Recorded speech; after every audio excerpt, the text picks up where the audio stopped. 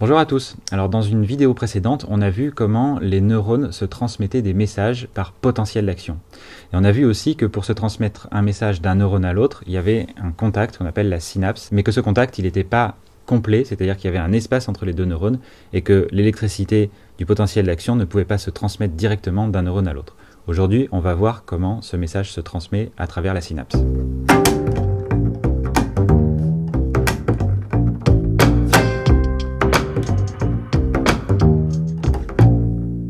Alors pour expliquer cette histoire de synapse, on va se faire un petit schéma maison.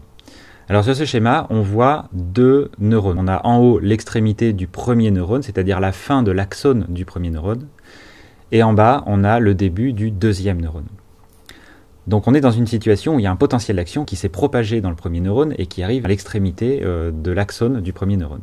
Et ce potentiel d'action, il va générer tout un tas de choses. Alors dans le premier neurone, on voit aussi qu'il y a à l'extrémité, à l'intérieur du neurone, des petites vésicules, c'est-à-dire en fait c'est des petites bulles de membrane à l'intérieur desquelles il y a des molécules.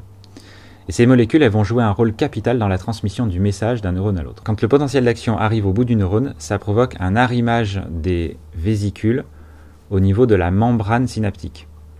Là, il y a une fusion entre la membrane des vésicules et la membrane du neurone, et donc, par effet mécanique, ça provoque la sortie des molécules qu'il y avait initialement dans les vésicules.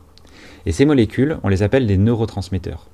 Alors ces molécules, elles ont la particularité d'activer des récepteurs canaux, des canaux ioniques, des canaux du même type dont on a parlé dans la vidéo précédente, c'est-à-dire des canaux qui, lorsqu'ils s'ouvrent, font rentrer des ions, et notamment des ions sodium. Et on a vu que c'était les ions sodium qui étaient responsables de la génération des potentiels d'action.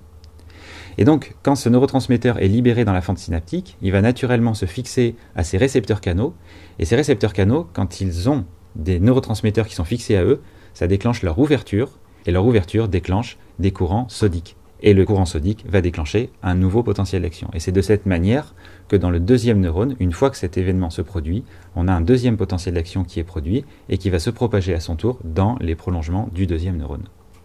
Donc on a une transmission d'un potentiel d'action qui s'est fait par voie chimique, puisqu'il y a eu un intermédiaire, c'est-à-dire la libération de molécules chimiques, qu'on appelle donc les neurotransmetteurs, et qui ont pris le temps de se fixer sur les récepteurs canaux et qui ont donc permis la génération d'un deuxième potentiel d'action.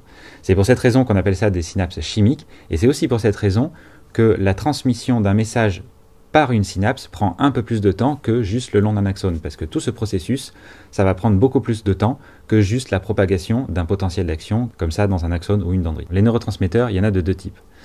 Il y a les neurotransmetteurs excitateurs, c'est-à-dire ceux qui vont faire ce qu'on vient de décrire, c'est-à-dire qui vont induire des courants sodiques qui vont induire un nouveau potentiel d'action, donc qui vont stimuler le neurone post-synaptique, le deuxième neurone.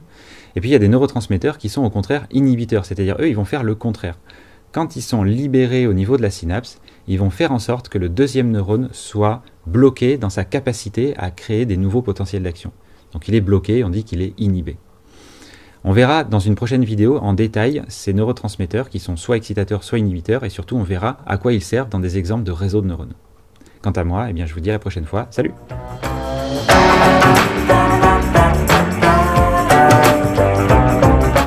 Quand tout se passerait... Ça, c'est pour le bêtisier. C'est le bruit de l'avion qui veut pas qu'on tourne la vidéo.